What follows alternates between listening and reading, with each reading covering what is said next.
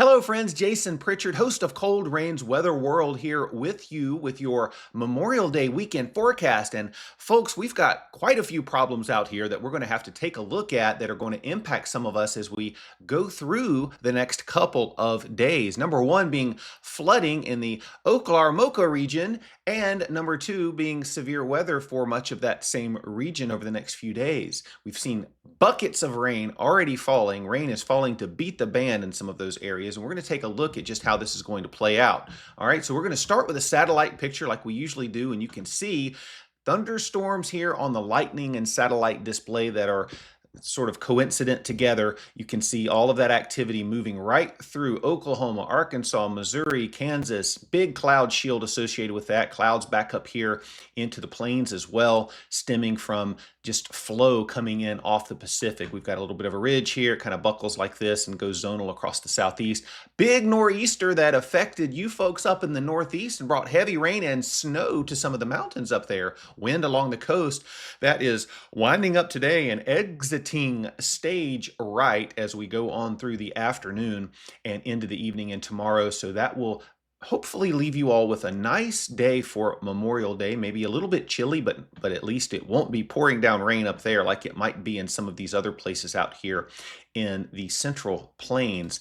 Taking a look at the radar, you can see this big cluster of rains brought some severe weather to these areas and areas back west of here yesterday, but that rain, big heavy area of rain is just slowly creeping through Missouri and on into places like Tennessee, northern Alabama. So Joplin, Springfield, Poplar Bluff, Fayetteville, Pine Bluff, Little Rock, Jonesboro, into Tupelo and Huntsville, Alabama, Memphis seeing some rain. And so we're seeing plenty of rain down here in these areas, and it's just raining and raining and raining, and it's going to be raining and raining and raining the next few days, as a matter of fact. And see that low pressure up here over New England, that nor'easter that brought all that rain. There's still showers, and those will continue to pop up through the course of the day and the night. So expect plenty of shower activity off and on up through the northeast as we head through today, and another little system working in to Nebraska and the sort of the northern plains region up here. Now, taking a look at our alerts map, big area of activity down here in that region that I talked about, the Oklahoma region. Okay, that's what we're calling this area here today, since every other little area has got a name for it. We're going to coin one for that. So we've got severe weather out there this morning, a couple of severe thunderstorm warnings in southeastern Oklahoma, severe thunderstorm watch through the morning hours through Arkansas and Oklahoma, flash flood watches and warnings up. Several inches of rain have already fallen in this area. As a matter of fact, we can take a look at the Doppler rainfall estimate over the last 24 hours. 3.35 inches of rain has fallen sort of near Springfield, back in Oklahoma, near Oklahoma City. We see another area where we've seen 3 inches of rain. So a good 1 to 3 inches of rain have already fallen, with much more rain on the way. If we take a look at the precipitable water, I show this from time to time. This is simply moisture integrated through the entirety of the atmosphere. And look, as we see this, this is after I've already run this way ahead. I'm giving you a preview already. Let's go back. So this is today, this is this morning. And so if I pull this out into motion, these greens, yellows, and even reds, this is really high moisture content. So where we find high moisture content, we often find plenty of clouds. And if there are little systems to act on that moisture content, we get efficient rainfall production, particularly under these sort of browns, yellows, and reds. Okay, so watch what happens as we go on through Saturday afternoon. You can see that impulse in the mid-levels just moving through, acting on this, and we're seeing moisture squeezed out here. Moisture continuing just pump in from the Gulf of cold rain here as we go through Saturday, Sunday. Look at this, another big plume of moisture coming up into the area, and we have those greens just sort of sit over Texas, Oklahoma, Kansas, Nebraska, Missouri, Arkansas, Louisiana, Tennessee, Alabama, Mississippi, Georgia. There's big pockets of moisture down here, and it just keeps coming Monday into Monday afternoon. Look at this, big reds in here. We're probably going to see some heavy rain under that if that turns out to be true. So Monday afternoon looks like big rain in the mid-south. into the southern Mississippi River Valley, into the southern plains. And then finally, as we get on into Tuesday, we start to see the back edge of these colors sort of push through and push east. Look at this. We get on into Tuesday afternoon. That will dry us out in these areas that will eventually pick up a lot of rain. So big moisture surging in off the Gulf. Impulses are going to be moving along in the mid-levels. Those will provide lift, shear, and so on, and that will help organize some of these thunderstorm complexes. They'll move through the area. They're going to provide a severe threat, which we're going to look at in just a minute, but they're also going to really be efficient rainfall producers. And so several folks are going to pick up multiple inches of rain. This is the European model through Tuesday evening. Okay, this is the rainfall representation. These purples are 2 inches. Right when you start to get to the transition between the blue and the purple, that's 2 inches. Higher colors or deeper, darker colors means more and more. So when you start to get to these deep maroon type colors, that's 6 inches of rain. And the European doesn't know exactly. It's trying its best, but it doesn't know exactly who's going to see 3 inches versus 6 inches. What I would say is that anybody in this entire area from essentially eastern Kansas, eastern Oklahoma, down into eastern Texas, all the way through the Tennessee Valley and places like that. Here, I'll draw it for you just so I can see it. These are the areas that I would expect to see 2 to 4 and certainly kind of a bullseye in the middle of 4 to 6, even as much as 8 inches of rain in spots over the next few days. It's going to be a soggy, and stormy Memorial Day weekend. The GFS is showing a similar pattern here. It puts the bullseye a little bit in a different spot, right in this Four Corners region, really, but you can see it's going to be very rainy. The Weather Prediction Center shows its forecast of essentially, we'll call it, from here, these deep purple colors are 2 inches. So here's the 2-inch zone, essentially. Right. Okay. And then we've got a little bit more in the southeast. Nice little minimum where cold rain is. Cold rain's always in the minimum. I don't know how that happens except for temperatures. We're in the maximum for temperatures. And here in the middle where these really bright colors are, this is 5+ inches. So lots of rain to come, folks, over the next couple of days out here. So take flood threats seriously. We're already seeing flash flood warnings out. Do not drive through flooded roadways. Have multiple ways to receive alerts. Very important to stay aware when flooding is a concern. Soils are already saturated. We've seen rounds of flooding all the way through that area already. All right. So the other threat is severe weather. We're going to have a lot of instability with all this moisture coming in, these little energy complexes aloft, bringing cooling into the atmosphere that sets the stage for very, very strong instability. And some of these thunderstorms are going to make use of that and produce very, very large hail, high winds, potentially tornadoes, although the environment is not ripe for a tornado outbreak, but we are going to still see energy, thunderstorms, heavy rain. Some tornadoes will occur. Wind is going to be a threat. This afternoon, we have 5% tornado threat, essentially from central Oklahoma back into Texas.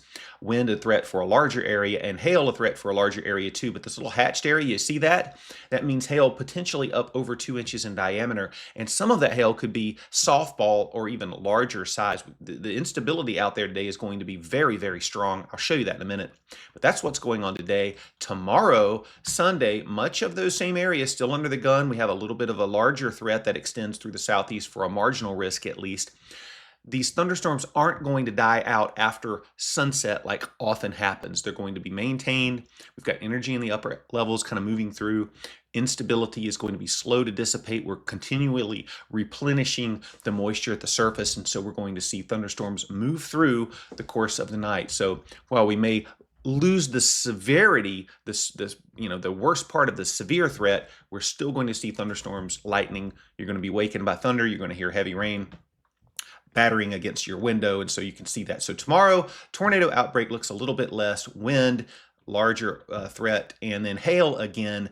Big over Texas and Oklahoma. We're looking at Abilene down toward Lubbock and then up here toward Oklahoma City. So much, much greater chance of hail. Again, 2 to 3 inch size hail, even greater, is not out of the question in those areas. And then, hey, look at here. We've got a gateway timeout. So we'll just refresh the screen and we'll take a look at what Monday shows. All right. So slight risk again, kind of those same areas, maybe not quite so much in Oklahoma so far, but that's 3 days out. So we could see this adjust, and we often do again through the south. That's where the track of those storm systems are going to move.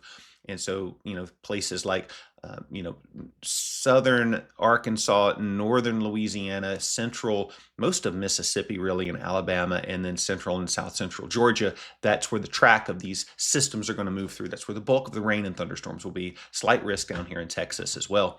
So we'll see how the rest of the week plays out. We're just focusing through Monday so far today. And so that's what we're looking at.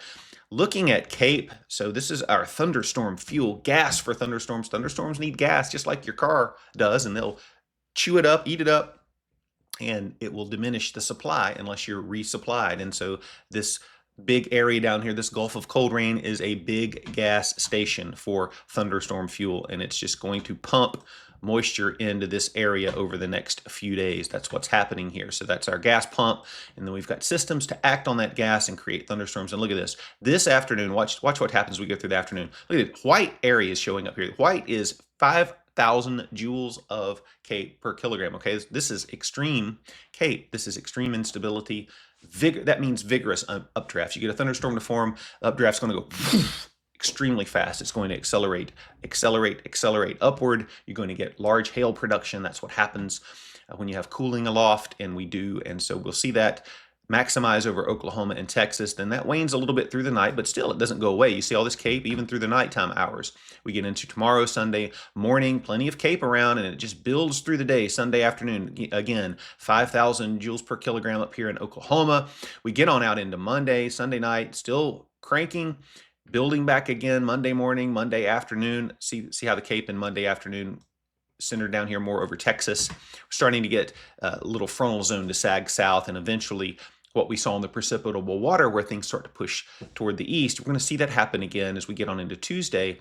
That'll happen here as well. So, and eventually into Wednesday, things start to press a little bit toward the south and the east. And that's what happens, folks, in terms of our thunderstorm fuel. Again, impulses, weak ones, but still enough to create shear, lift, and there will be boundaries at the surface. When convection moves through, outflow boundaries happen. That's that gust of wind that you feel as a thunderstorm moves through. It's going to lay down these boundaries. They're just going to sit and be the focus for thunderstorms for the next day. Also, you have a dry line out here at play too, and that's going to help focus these thunderstorms. So that's what's going on. If we take a look here at our tropical tidbits map over the next 3 days, we're looking Saturday morning, and European model sort of shows this cluster moving through this morning. More showers and thunderstorms up in the plains, showers up here in New England kind of departing as we go on through the day Saturday and get into the overnight hours. You'll see these thunderstorms, see how they're kind of continuing to maintain, moving through the southeast. A new band sets up here in Kansas and Missouri and Nebraska down here in Arkansas. We see more showers and thunderstorms firing off. These get into Tennessee, and they just sort of persist through the day. Another little disturbance here moving through the flow. And so we see Sunday afternoon, look at this, showers and thunderstorms everywhere, all across the plains, mid-Mississippi Valley, into the Tennessee Valley, into the southeast. And the unfortunate thing is we get on in here into Sunday afternoon. I'm going to roll this back. So this is 18Z. This is around 1, 2 o'clock in the afternoon, depending on what time zone you're in. And we've got some rain showing up near Indianapolis now. This was a little bit drier yesterday, so we may have some concerns up here for the race. And then as we get on into the evening hours, Sunday evening is when the Coca-Cola 600 is going to run. And look down here. So you start to see some rain moving in by the evening. And so we could see some rain issues for the Coca-Cola 600 as well. So we get on out here into Monday afternoon, more and more rain, big area of rain. So if I'm anywhere in here from South Dakota, back up here into eastern or western Montana, into the Pacific Northwest, back through Colorado and down into Texas through the southeast, at least the lower portion of the southeast, these are the concerns I have for rain on Monday. So watch out there, folks, for potential for rain, heavy rain at that in some of those areas where we're expecting flash flooding. And then finally, our temperatures as we go through the next couple of days, and I'll get this centered on the right display here. So this afternoon, we're looking for highs in the 40s and 50s in the northeast, 50s in the central plains, 60s everywhere else up north until we get out to the west. We're seeing 80s stretch up to the Canadian border, 80s in the San Joaquin Valley, 90s the desert southwest, some hundreds showing up in Texas, 80s and 90s in the southeast. That is Saturday afternoon. Sunday afternoon, much the same, warming up a little bit here in the northeast, 60s for most of the northern 2/3 of the country, with the exception of this little upper low that's sort of sitting here helping to spin all these little systems through. This will continue to provide a little more clouds and a little chillier air. So we'll see 50s out here in the central plains, 80s, even 90s making up into Washington, 80s and 90s, hundreds in the south. And then finally on Monday, everybody kind of warming up now, except for that place here in the Central Plains under that low, but cooling back off a little bit in the northwest, and then 80s and 90s across the south. So those are your temperatures, folks, as we go through the next couple of days. That's your weather forecast for the Memorial Day weekend.